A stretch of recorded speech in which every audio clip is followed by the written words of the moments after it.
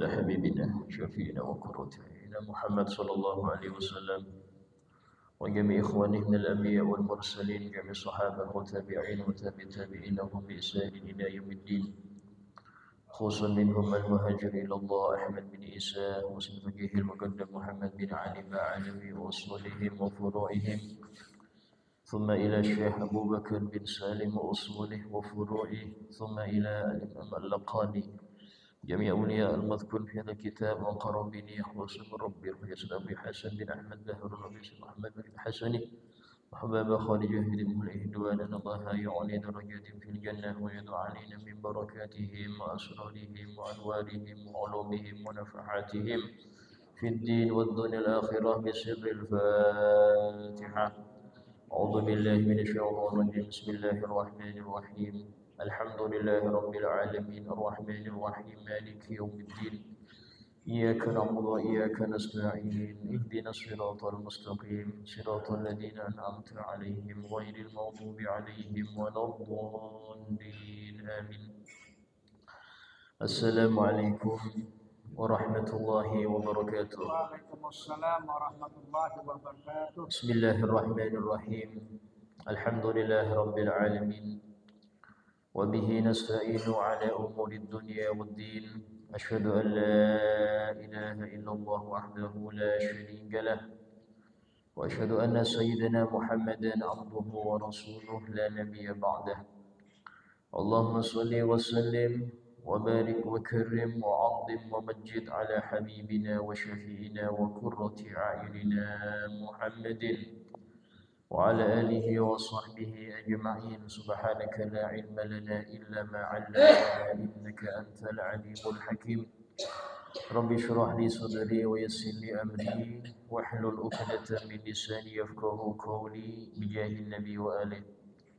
قال الله تعالى وقل رب زدني علما وقال رسول الله صلى الله عليه وسلم طلب العلم فريضة على كل مسلم.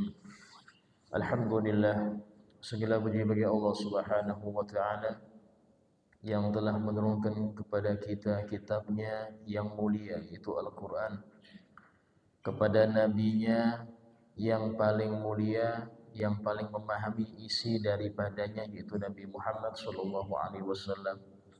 Sehingga tidak boleh seseorang itu memahami Al-Qur'an kecuali melalui apa yang dipahami oleh Rasulullah dan yang dipahami oleh para murid-murid Rasulullah yaitu para sahabat. Sehingga dalam hal ini dalam Quran terdapat semua apa yang kita butuhkan. Di situ ada akidahnya, di situ ada hukumnya, di situ ada kisah-kisahnya, di situ ada nasihat-nasihat dan lain sebagainya. Sehingga dalam hal ini ada perbedaan di dalam masalah fiqih dan masalah akidah. Masalah fikih yaitu permasalahan yang diambil oleh para ulama daripada Al-Quran dan hadis dan diizinkan untuk mereka ini mengambil menurut pemahaman mereka. Sehingga dalam hal ini kita perhatikan dalam fikih itu ada perbedaan. Ada 4 madhab ya. Yang sekarang ini ada 4 madhab. Ada yang Imam Malik bin Anas itu Maliki, ada Imam Abu Hanifah itu madhab Hanafi, ada Imam Muhammad bin Idris Asy-Syafi'i itu madhab Syafi'i, dan ada Imam Ahmad bin Hanbal itu madhab Hambali. Yang mana keempatnya itu ada beberapa perbedaan yang signifikan dan para ulama mengatakan tidak ada yang salah di dalam pendapat mereka. Yang Imam Malik mengatakan tidak batal kalau bersentuhan dengan perempuan yang bukan mahram. Syafi'i bilang batal. Imam Abu Hanifah mengatakan tidak wajib Fatihah, yang penting baca Quran saja. Imam Syafi'i dan imam yang lain mengatakan wajib Fatihah. Itu semua tidak menjadikan dosa bagi orang yang enggak sesuai dengan madhab yang lain. Kita semua Indonesia rata-rata ikut Syafi'i. Berbeda dengan apa yang dianut oleh Malikiyah atau Hanafiyah. Maka tidak menjadikan kita berdosa dengan itu. Karena memang perbedaan pendapat dalam fikih hal yang lumrah. Kan tetapi ada sesuatu yang sangat penting yang nggak mungkin dan nggak boleh itu berbeda, yaitu akidah. Sesuatu yang dibawa oleh Rasulullah, yang dipahami oleh Rasulullah di dalam ayat-ayat Al-Quran. Karena yang lebih paham daripada Quran adalah beliau. Dan apa yang beliau sampaikan dalam hadis-hadisnya yang berupa akidah dan dipahami oleh para sahabat akan hal itu, maka ini tidak boleh ada perbedaan. Sehingga dalam hal ini sesuatu yang gak sesuai daripada yang dibawa oleh Rasulullah dan oleh para sahabat, maka kita katakan dia melenceng. Karena itulah maksiat itu ya, ada maksiat dohir, ada maksiat batin. Maksiat dohir seperti zina, minum khamr, melihat haram, bicara kotor dan lain sebagainya. Ada maksiat batin, hasud, sombong, dengki, cinta dunia. Nah, maksiat batin ini lebih berat siksaannya daripada maksiat dohir. Dan maksiat batin sendiri ada yang lebih kronis daripada hasud, sombong ada. Apa itu? Maksiat akidah. Maksiat akidah yaitu kepercayaan, keyakinan yang gak sesuai dengan apa yang dibawa oleh Allah dan Rasulnya. Ini lebih parah daripada hasud, sombong, lebih parah daripada minum khamr dan lain sebagainya. Kenapa? Karena orang yang terjangkit penyakit itu merasa dia tidak salah. Orang yang bermaksiat, minum khamr, dia tahu ini salah. Sehingga ada waktunya dia bertobat. Orang yang mungkin ada sombong, mungkin dia nggak pernah belajar apa itu sombong. Tinggal dikasih tahu tentang definisi sombong, ciri-ciri sombong, maka dia periksa di hatinya, oh ada sombong saya. Bisa bertobat dia. Tapi kalau yang repot, kalau sudah maksiat akidah, ini sulit untuk bertaubat. Karena dia merasa dirinya benar. Seseorang yang merasa dirinya nggak salah, bagaimana bisa menyesal? Dan seorang yang nggak ada penyesalan, bagaimana dia bisa bertobat? Sehingga dalam hal ini konteks di dalam akidah sangat penting. Berapa banyak orang itu ahli ibadah, nggak pernah maksiat secara zahir, tapi akidahnya melenceng dari yang dibawa oleh Allah dan Rasulnya. Yang seperti ini dia bermaksiat lebih berat. Dohirnya dia Masya Allah, tapi di akhirat akan berat. Bahkan disebutkan maksiat akidah ini bikin lama di neraka. Walaupun ini orang yang bersih hatinya. Hatinya bersih, nggak ada sombong, nggak ada hasud. Cuman ada akidah yang melenceng dengan apa yang dibawa oleh Nabi Muhammad dan para salaf. Ini membahayakan.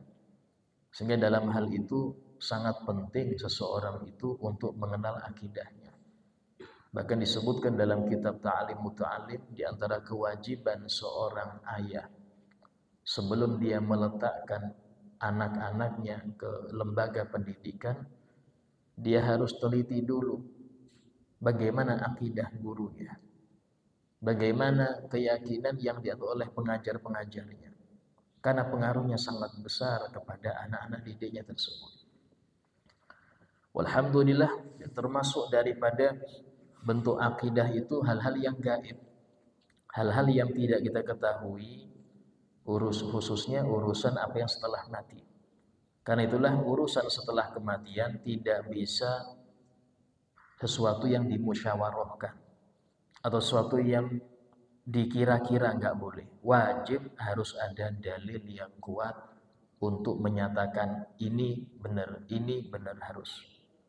Sehingga dalam hal ini urusan akidah pasti sumbernya itu adalah Al-Quran dan hadis. Gak boleh dengan pendapat-pendapat ulama, gak bisa. Kecuali ulama itu harus ngambil dari Quran dan hadis, baru kita ambil dia. Dikatakan di sini, mal umur allati tata'allaq bil hayatil barzakhiyah siwa thalatha as-sabiqah.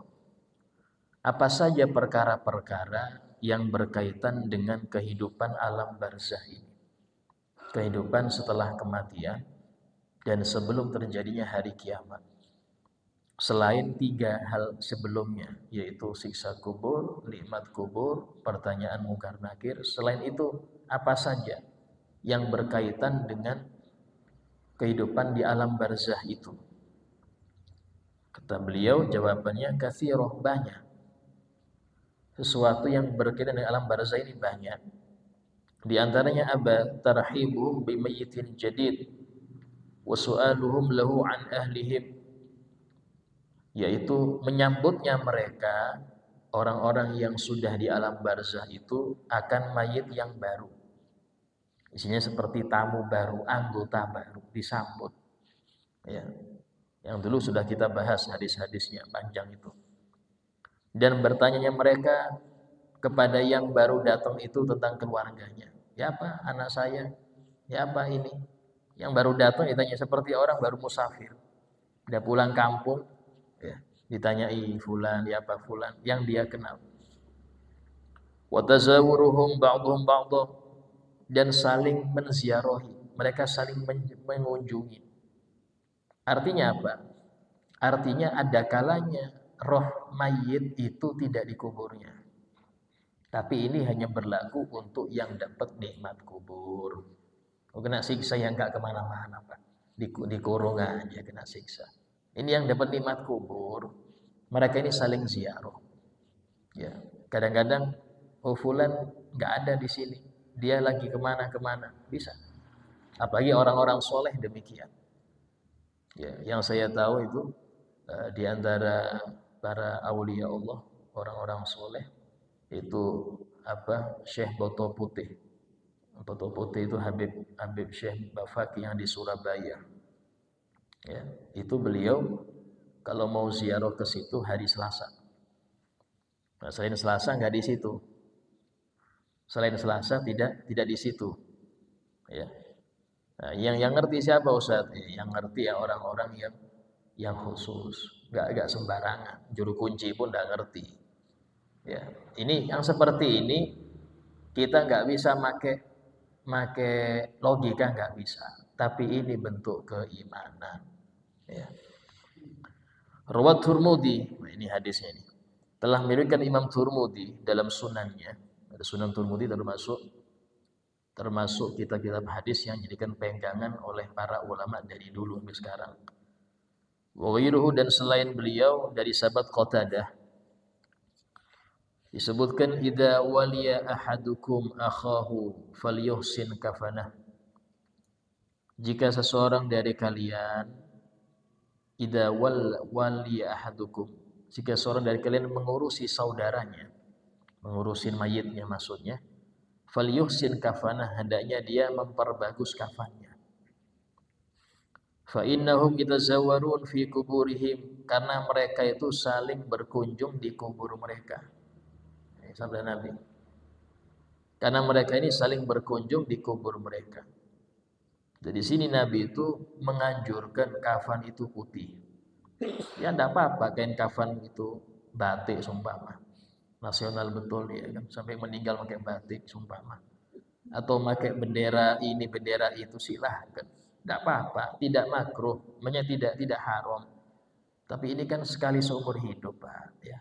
Meninggal kan enggak mungkin meninggal lagi.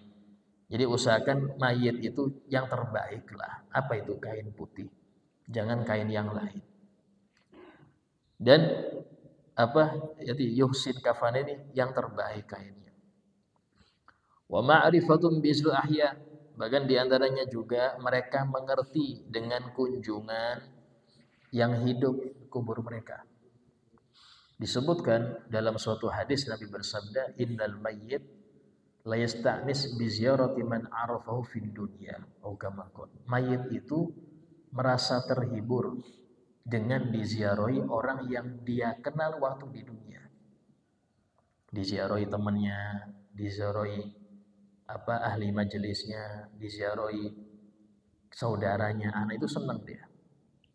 Ya, seakan-akan seperti kita ya, di tempat pengasingan di pondok atau apa, dikunjungin orang yang dekat, senang. Sama seperti mereka demikian.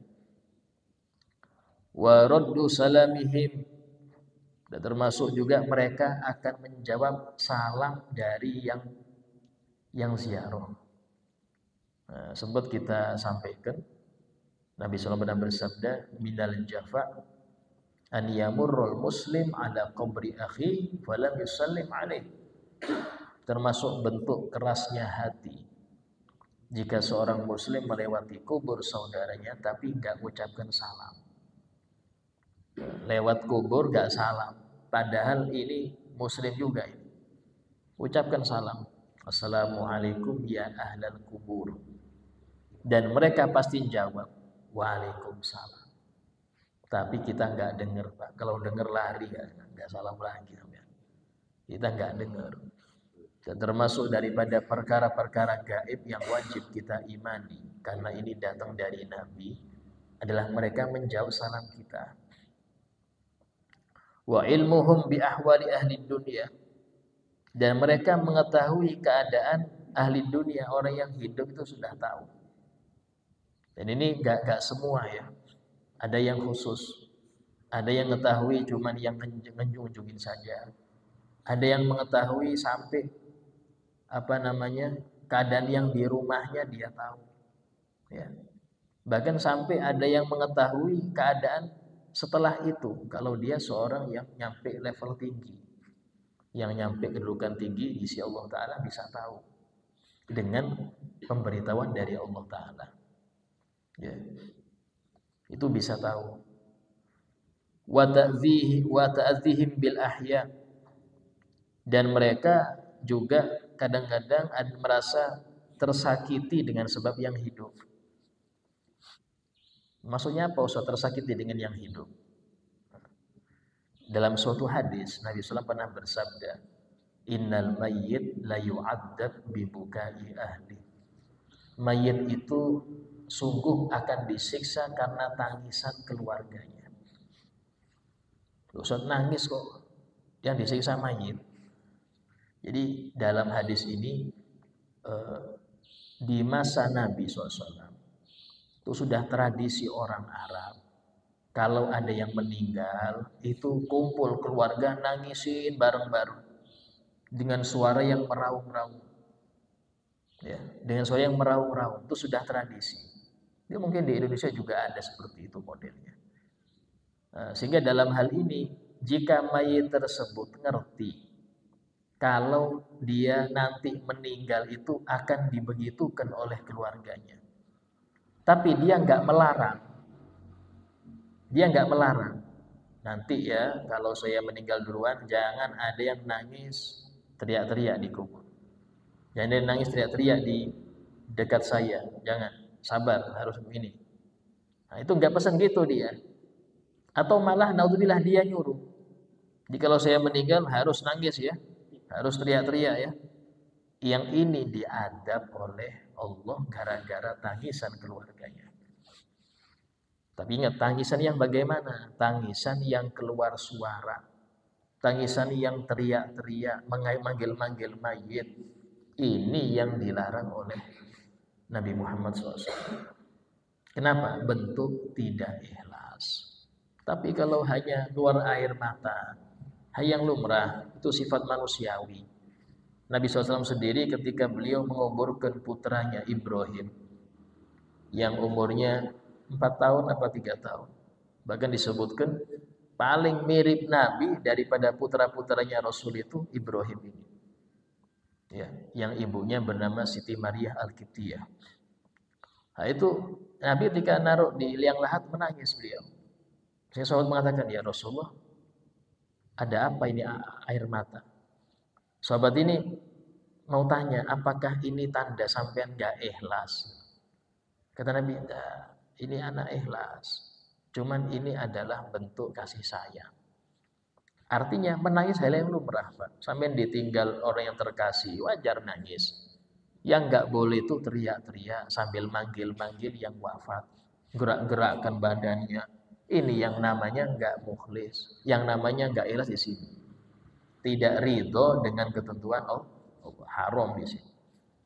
Nah sama, mayit tadi seumpama dia berpesan hal tersebut atau enggak melarang tangisan keluarganya, padahal itu sudah menjadi tradisi.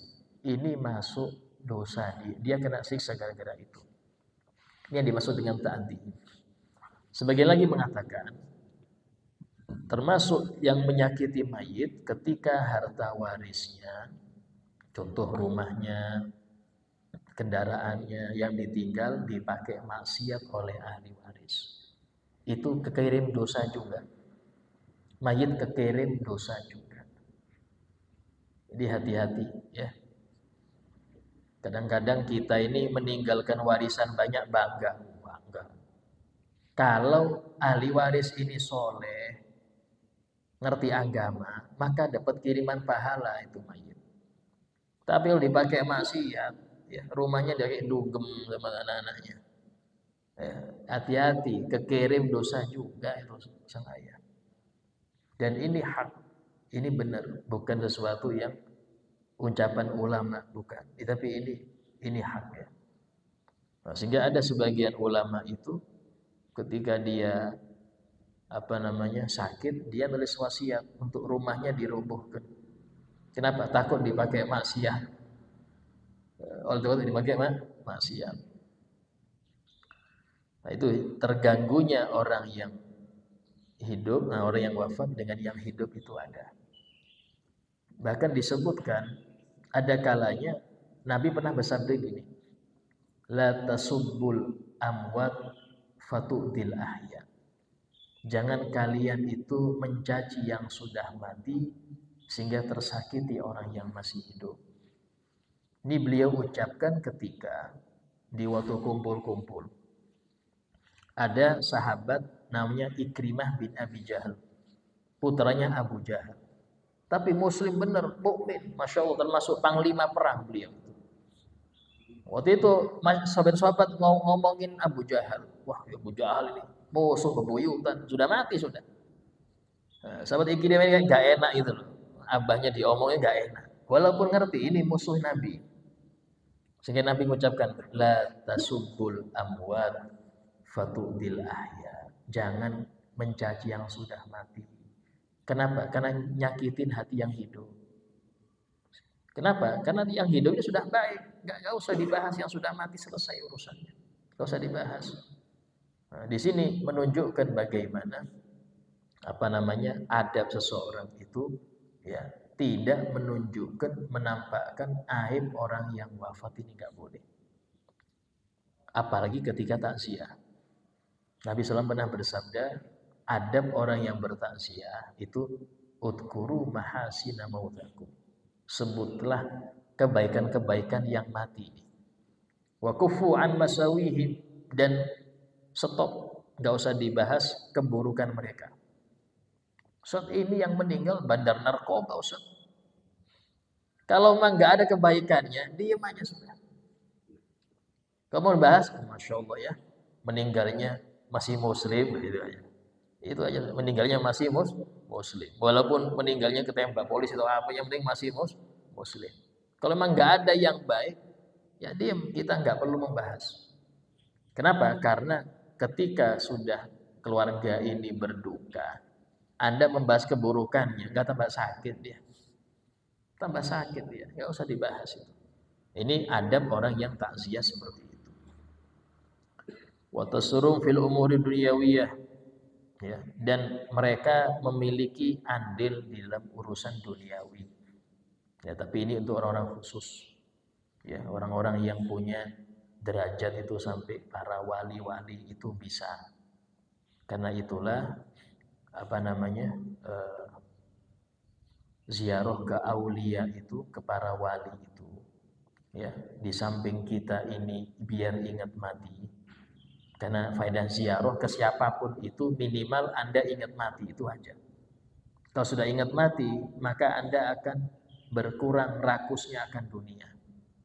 Minimal itu, ke siapapun, mau ke ziarah orang biasa, ziarah pejabat yang sudah mati, ziarah ke makam pahlawan. Intinya Anda ngerti, Anda akan ke sini juga. Minimal itu. Dan kalau itu kubur orang soleh, Anda bisa berdoa kepada Allah dengan kemuliaan orang soleh ini. Ya. Dan kalau ini seorang yang nyampe level wali besar, ya, maka Anda bisa minta tolong dia untuk berdoa. Untuk berdoa. Yang pernah ziarah-ziarah aulia, biasanya itu ada tulisan Salamullah ya sada minar rahman ya usyakum ibadallahi ji'nakum qasadnakum talabnakum tu'inuna tu'ithuna bihim bikum wajadwakum. Yang pernah ziarah kumpulkah di mana, itu pasti ada tulisan itu. Ada yang pernah tahu artinya apa itu? Kadang-kadang kita cuma baca Salamullah, salam sejahtera ya sada, wahai para pemimpin kami. Ya, wahai sada minar rahman, dari Allah Ta'ala, yang syakum, semoga meliputi kalian. Ibadallah, wahai para hamba-hamba Allah. Ya, itu qasodnakum talabnakum, kami ini sedang menuju kalian dan kami lagi minta pada kalian. Oh, minta pada kubur ya apa Ustaz? Ini kalau saya bahas di umum agak repot. Tapi karena Anda sudah banyak saya kasih tahu urusan akidah, agak kaget lagi. Ya. Qasodnakum talabnakum. Artinya minta apa? Kita doakan. Tu'inuna, tughithuna. Kami meminta kalian membantu kami. Tughithuna, menolong kami. Bihimmatikum, dengan semangat kalian. Apa itu? Minta pada Allah. Jadi minta kepada ahli kubur bukan niat mereka bantu, tapi mintakan kami pada Allah hajat kami gitu. Itu yang dimaksud. Itu yang dimaksud. Ya, sehingga datang ke kubur itu ya, betul dibilang minta ke kubur, enggak boleh. Sumpama dibilang, "Loh, kita enggak minta bantuan, minta duit enggak." Terus mereka ngangkat duit dari kubur enggak, tapi kita minta mereka yang orang dekat pada Allah untuk doakan kami. Karena orang yang sudah mati itu lebih fokus. Kemudian apa lebih fokus Ustaz? Karena nggak ada kewajiban lagi. Mereka nggak ada lagi sholat wajib, nggak ada lagi nyari nafkah. Sehingga tujuannya cuma satu. Apa itu? Fokus pada Allah lebih kuat. Sehingga perhatian mereka kepada orang-orang yang dulu dekat waktu di dunia itu lebih kuat, lebih diperhatikan. Sehingga para masyayikh itu mengatakan, kalau ada orang dikenal sebagai orang soleh, keramatnya cuma waktu hidup, waktu meninggal gak ada keramatnya, berarti itu biasanya bantuan jin. Tapi kalau keramatnya itu muncul waktu wafat, atau sebelum wafat muncul keramat, setelah wafat lebih lagi, berarti benar-benar wali. Kenapa? Karena mereka lebih cemerlang ketika wafatnya. Lebih cemerlang ketika wafat. Sehingga kita minta didoakan. Datang itu minta didoakan. Bahkan jangankan itu, sahabat pernah datang kepada kubur Nabi Muhammad SAW. Namanya sahabat Bilal bin Harith. Bukan Bilal bin Rabah ya. Bilal bin Rabah yang bagian ada. Ini Bilal bin Harith. Waktu itu di masa Khalifah Umar bin Khattab. Ini pernah mungkin saya sampaikan di beberapa waktu yang lalu. Ini sahabat langsung datang ke Rasul, ke kubur Nabi, dan mengatakan, "Ya Rasulullah." Langsung bilang, "Ya Rasulullah." Ini sahabat ini muridnya Nabi, ngerti bahwasanya mati itu bukan selesai, dia cuma pindah alam. "Ya Rasulullah, adrik ummata, tolong perhatikan umatmu. Fa innahum halaku, mereka hampir binasa." Waktu itu 3 tahun paceklik, nggak ada hujan, kering semua. Bahkan sampai terjadi beberapa pembunuhan di masa itu, saking sumpeknya orang. Masa Khalifah Umar bin Khattab. Habis itu beliau baca zikir, baca di ketiduran. Mimpi Nabi Muhammad SAW. Ini beliau ceritakan ini oleh sahabat Bilal, ini diceritakan di dalam, diriwayatkan sehingga dibukukan oleh para ulama kisah beliau itu. Beliau mimpi Rasul dan Nabi mengatakan, "Iti Umar."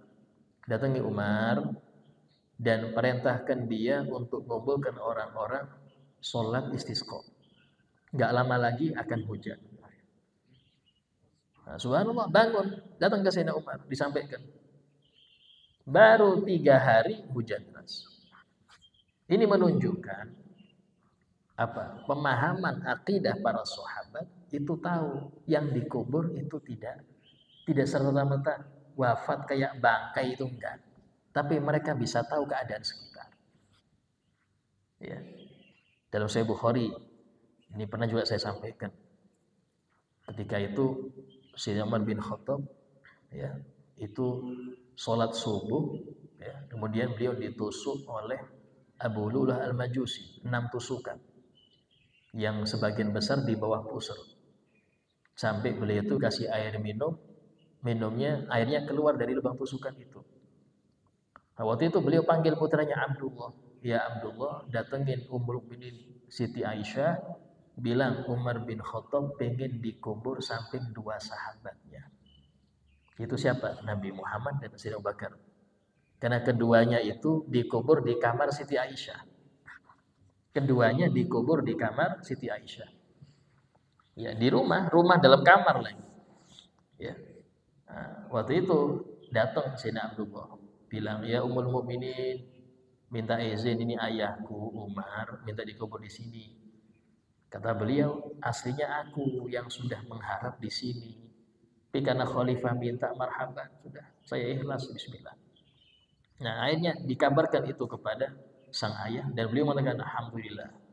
Tidak ada sesuatu yang paling aku ingin kecuali ini." Apa itu? Kumpul dengan Nabi. Nah, ketika sudah dikubur Sayyidina Umar di samping Sayyidina Abu Bakar Siddiq dan di samping Nabi Muhammad SAW. Ini dalam Sahih Bukhari, Siti Aisyah mengatakan, "Kuntu adkhul hujur." Dulu ketika aku masuk kamar, ya, aku mengatakan ini adalah suamiku dan ini ayahku. Abu Bakar ayahnya Siti Aisyah. Sehingga aku nyelepas jilbab di kamar gak masalah. Aku tidur gak jilbaban gak apa-apa. Ini suamiku dan ayahku. Tapi ketika dikubur Umar di kamarku, kata beliau, aku tidak masuk kamar kecuali rapat jilbabku. Malu ada Umar. Malu ada Umar. Nah, ucapan malu ada Umar ini menunjukkan sahabat yakin yang meninggal bisa tahu yang sekitar. Saya yakin yang meninggal ini bukan meninggal, tapi dia bisa melihat sekitar, sehingga malu. Ada yang lihat aurat saya. Nah, ini keyakinan sahabat, Pak. Karena itulah jangan melenceng dari akidah yang dibawa oleh Nabi. Berat kalau melenceng ini berat. Ya. Nah, kan sebagian orang maaf itu mengatakan yang sudah mati sudah kayak bangkai kucing, sudah nggak perlu diapain lagi. Nah, mereka pindah alam.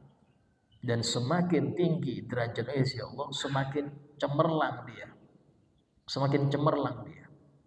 Sehingga dalam hal ini kita perhatikan orang-orang yang mulai zaman dulu itu kalau sudah kubur orang soleh yang ziarah banyak. Kubur para nabi yang ziarah banyak. Kenapa? Karena mereka tahu ini masih hidup. Cuman hidupnya bukan hidup di alam dunia, di alam barzah. Hidupnya di alam barzah. Ngerti apa yang kita sampaikan, paham. Cuman mereka hamba, hanya bisa berdoa. Nggak bisa ngerubah keluar, nggak bisa. Doa. Tapi doa mereka lebih mantap daripada kita. Masanya situ. Doa mereka lebih diharapkan terkabul daripada kita. Ya. Nah, kemudian wa kullu dzalik tauqifi, kata beliau, dan semua itu tauqifi, harus ada dalilnya, bukan ijtihadi, bukan yang dikira-kirakan, enggak boleh, harus tauqifi. Nah, kemudian dikatakan ma hikmatu fitnatil qabri wa na'imi au adabi. Apa sih hikmah pertanyaan kubur itu? Dan apa hikmah ada siksa kubur, terus nikmat kubur itu? Hikmahnya apa? Kata beliau, termasuk hikmah adanya fitnah kubur, pertanyaan kubur itu apa? At-tamyiz, untuk membedakan antara orang yang benar dan orang yang sesat. Kalau di dunia bisa berbohong, tapi di alam kubur nggak bisa. Yang membantu jawab itu amal. Yang membantu jawab itu amal. Lidah itu terkunci, nggak bisa bohong. Lidah hanya mengucapkan apa yang ada di hati dia. Itu bisa ya kita, bukan sesuatu yang mustahil, Pak. Di dunia sekarang aja sekarang, sebagian polisi luar negeri itu punya adat pendeteksi kebohongan. Jadi kalau orang ini ditanyai bohong, itu gerak itu. Oh, berarti bohong dia. Ini sekarang di dunia ini. Itu sebagian polisi luar negeri untuk menginterogasi itu punya alat pendeteksi kebohongan. Jadi nggak perlu disiksa sampai dia jujur. Kadang sudah jujur disiksa biar bohong, kan repot, Pak. Dosa lagi sudah itu. Ini di dunia, di akhirat lebih lagi, lebih canggih. Jadi nggak ada yang mustahil. Nanti itu nggak bisa dia berbohong, itu nggak bisa. Ya, kenapa? Karena tadi betul-betul tidak ada yang bisa berbohong dengan apa yang di hati dia. Kemudian yang kedua, idharu ma katamahul abad fid dunya min iman au kufur au ta'ah au maksiyah. Menampakkan apa yang disembunyikan oleh seorang hamba ketika di dunia. Baik itu keimanan, kekufuran, itu tampak semua di alam kubur. Ditampakkan semua ketika dia menyembunyikan apa yang dia sembunyikan di sini. Dia sembunyikan. Orang munafik pun akan tampak di waktu itu. Ya, orang munafik bisa dia berbohong di dunia, tapi di akhirat nggak bisa. Di alam barzah itu ditanyai pasti jelas. Betulkah dia menuhankan Allah? Betulkah dia menabikan Nabi Muhammad? Kalau cuman ucapan nabiku Nabi Muhammad gampang, Pak, anak kecil pun bisa. Tapi ngikut bener nggak? Dia bener nggak? Agama Islam bener nggak dia? Itu hanya di alam kubur dan alam-alam setelahnya. Di dunia bisa dia berbohong, tapi kalau sudah di depan mungkar nakir nggak bisa lagi berbohong. Ya. Nah, kemudian adapun azab kubur dan nikmat kubur, apa faedahnya atau apa hikmahnya? Di antaranya adalah untuk menghibur orang mukmin dari capeknya ibadah, capeknya meninggalkan maksiat di dunia, itu dihibur sebelum ke alam akhirat, karena memang kiamat itu terjadinya kita mubham. Nikmat surga, adab neraka itu setelah proses-proses yang lama diawali oleh kiamat. Nah, sementara orang yang meninggal ini nunggu waktu kan. Nah, nunggu waktu ini biar orang itu istilahnya, oh ini orang baik ini, masa dia nunggu lama? Kasih nikmat. Sehingga menunggu proses daripada hisab itu lama. Karena kiamat aja belum, apalagi hisabnya. Karena itulah dikatakan di sini menghibur mukmin yang benar-benar beriman dari capeknya dunia, dari segala jerih payah dia dalam meninggalkan maksiat dengan bermacam-macam nikmat itu agar bertambah syukur dia akan anugerah Allah. Ya. Bahkan sampai dari saking senangnya dia, saking syukurnya dia pengen ngasih tahu itu kepada orang-orang yang dekat dengan dia waktu yang masih hidup. Pengen dia ngasih tahu, cuman nggak bisa. Ini disebutkan dalam Al-Quran surah Yasin. Qala ya laita qaumi ya'lamun.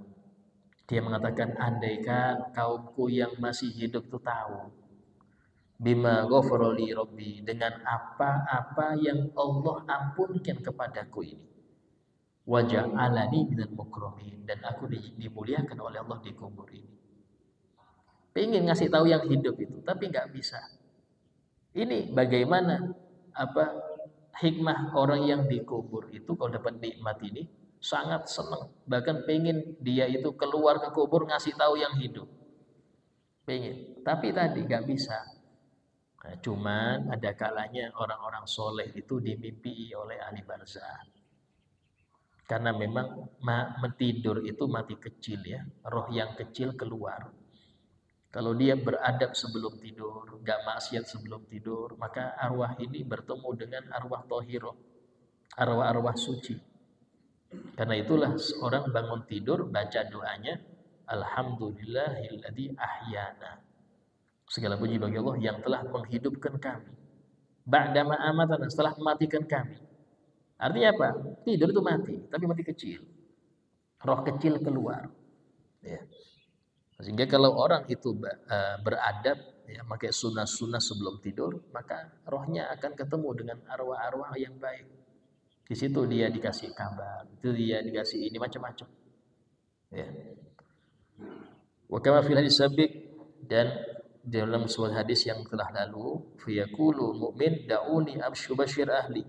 Orang mukmin yang dapat nikmat mengatakan, biarkan aku mau ngasih kabar gembira pada keluargaku. Kalau aku ini dapat nikmat enak ini, tapi nggak bisa. Ya. Nah, ini menunjukkan bagaimana hikmah nikmat kubur itu ada. Kemudian at-tamhid bi ni'mah barzakhiyah. Insyaallah kita lanjutkan tentang apa hikmah adanya adab dan nikmat kubur itu pada akan datang insyaallah. Sebagai paripurna majelis, ada yang mau bertanya, silakan. Waalaikumsalam warahmatullahi wabarakatuh.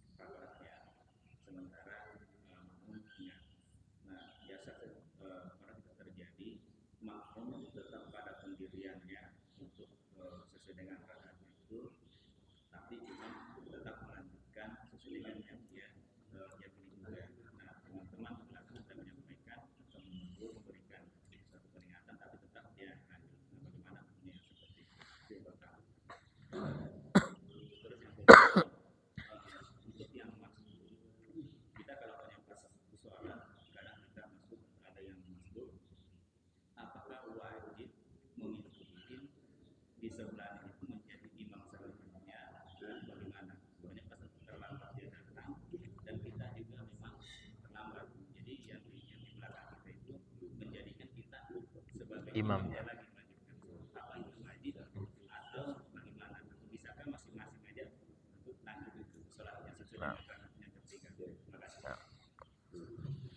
Ya, pertanyaan bagus ya dalam masalah fikih.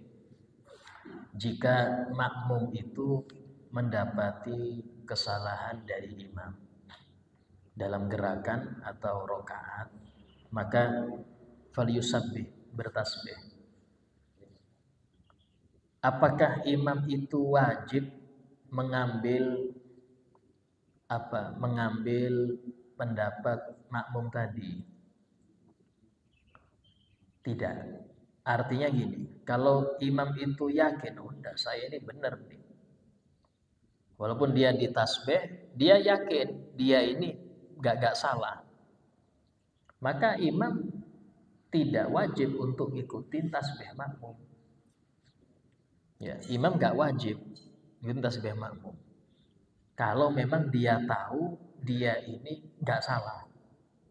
Dia tahu ya, karena kita gak ngerti masing-masing. Nah, terus bagaimana posisi makmum ketika imam ini tidak ngikutin apa yang dia tegurkan? Apakah makmum itu tetap bersikeras dengan pendapatnya atau dia ngalah ngikutin imam? Maka dilihat. Kalau itu sesuatu yang sunnah, contoh masalah tahiyat awal.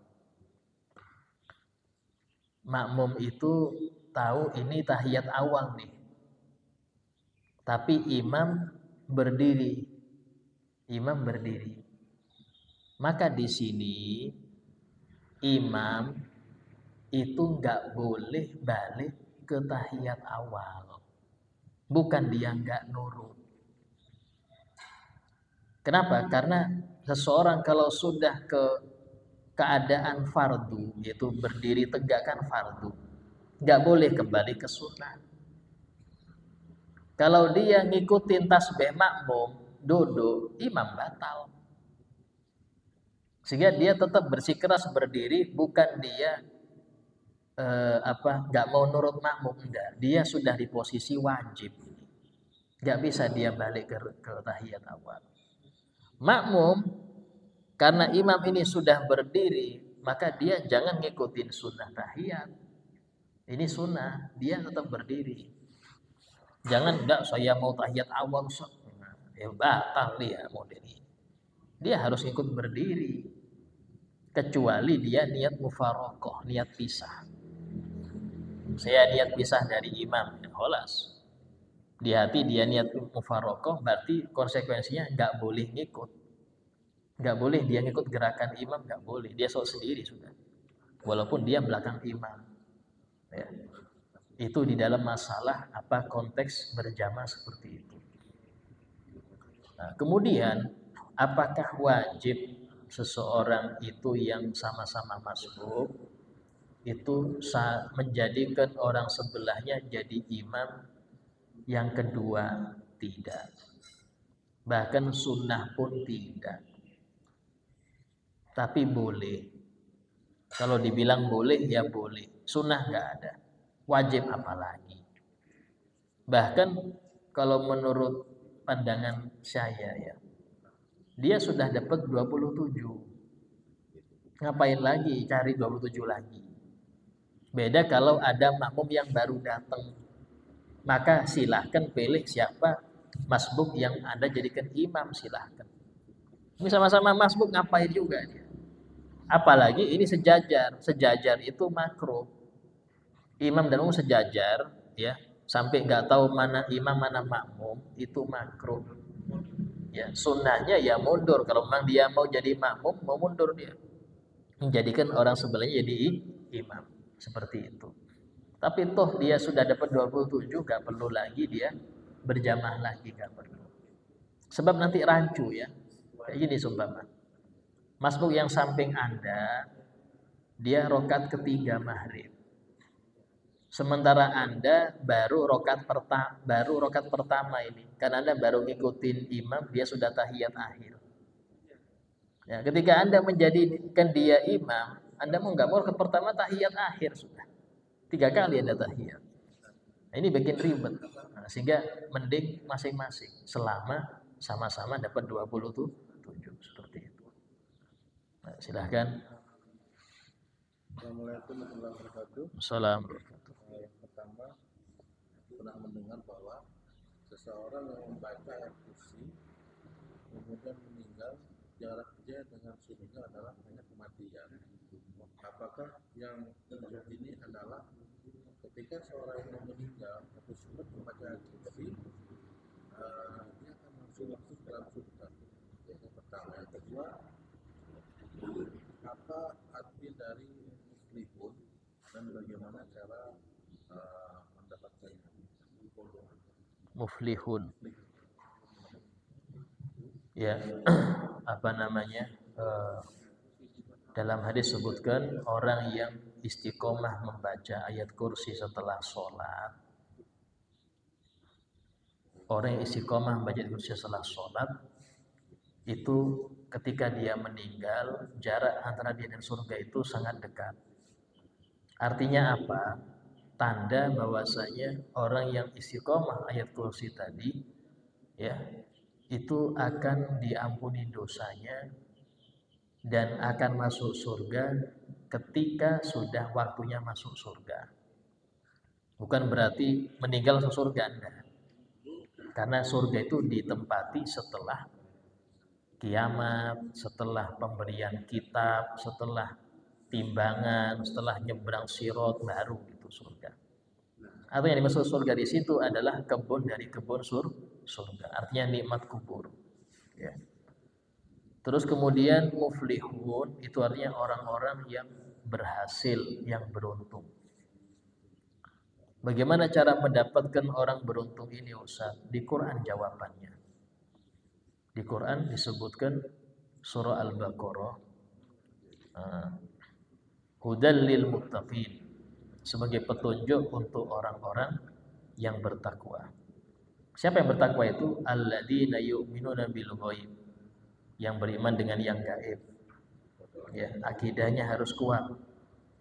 Wa yuqimunas shalah, menegakkan salat. Wa mimma razaqnahum yunfiqun, dan menginfakkan daripada sebagian rezekinya, itu berzakat. walladzina yu'minuna bima unzila ilaika, dan orang-orang yang mengimani dengan apa yang diturunkan kepada engkau ya Muhammad, Al-Qur'an. Wa ma unzila min qablik, dan apa-apa yang diturunkan sebelum engkau, yaitu sebelum Al-Qur'an. Ya. Ulaika humul hudam min rabbihim. Mereka ini di atas petunjuk Tuhannya, dan mereka lah orang-orang yang beruntung.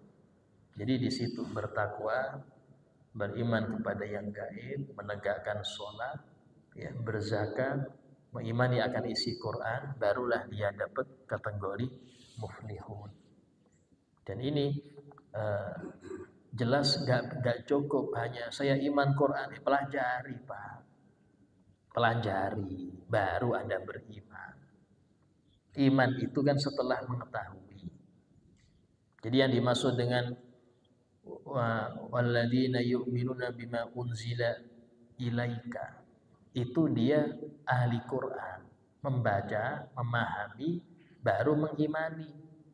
Kalau cuma iman saja ditanya apa yang saya imani di Quran, nggak ngerti ya, bukan iman ngarannya. Iman itu belajar dulu. Sama seperti Anda ditanya, Pak, saya percaya enggak burung itu bisa terbang? Oh percaya Ustaz. Pernah lihat burung? Enggak pernah Ustaz. Ya belajar dulu. Ketika Anda ngerti burung itu, oh ini bentuk burung, oh ini yang terbang, baru Anda mengimani. Sama seperti orang ditanya, saya percaya katak itu bisa terbang. Oh percaya. Ngerti katak? Enggak ngerti. Ya kayak bisa percaya Anda enggak ngerti katak. Arti terbang juga enggak ngerti. Dalami dulu katak itu apa, terbang itu apa. Baru situ Anda bisa yakin. Orang yang mengimani Quran enggak cukup hanya ucapan saya iman dengan Quran. Dia harus mendalami isinya. Nah, itu karena itulah rukun iman yang 6 itu berat. Tidak hanya ucapan saya iman pada Allah, iman pada enggak cukup, mempelajari. Dari sini ilmu tauhid fardu ain. Sama kayak ilmu fikih. Enggak jauh beda. Karena fikih urusan amaliyah, ya, tauhid urusan sini. Urusan akidah. Berat, ya, berat. Alhamdulillah, insyaallah apa yang kita sampaikan bermanfaat, dan dengan kita orang-orang yang kokoh imannya, ya, yang dimudahkan untuk menjawab pertanyaan mungkar nakir setelah kita wafat, dan diberikan husnul khatimah setelah panjang umur, cukup amal untuk bertemu dengan Allah Ta'ala. Ala hadiniyah wa kulli niyatin salihah. Al-Fatihah. Bismillahirrahmanirrahim. Alhamdulillahirabbil alamin. Rahmanir Rahim, Maliki yaumiddin. Iyyaka na'budu wa iyyaka nasta'in. Ihdinas siratal mustaqim. Siratal ladzina an'amta 'alaihim ghairil maghdubi 'alaihim waladdallin. Amin. Bismillahirrahmanirrahim. Alhamdulillahirabbil alamin. اللهم صل وسلم على سيدنا محمد وعلى آله وصحبه أجمعين. ربنا انفعنا بما علمتنا، ربي علمنا الذي ينفعنا، ربي فقهنا وفقه أهلنا وقراباتنا في ديننا، ربي وفقنا وفقهم لما ترتضي قولا وفعلا كرما، ورزق الكل حلالا دائما، وأخي الأنبياء لما نقضى بالخير فكل شر، ربنا واصلح لنا كل الشؤون، وخير بالرضا منك العيون، وقضي عنا ربنا كل الديون قبل أن تأتينا رسل المنون. ربنا آتنا في الدنيا حسنة وفي الآخرة حسنة وقنا عذاب النار. وصلى الله على سيدنا محمد وعلى آله وصحبه وسلم، والحمد لله رب العالمين. السلام عليكم ورحمة الله وبركاته.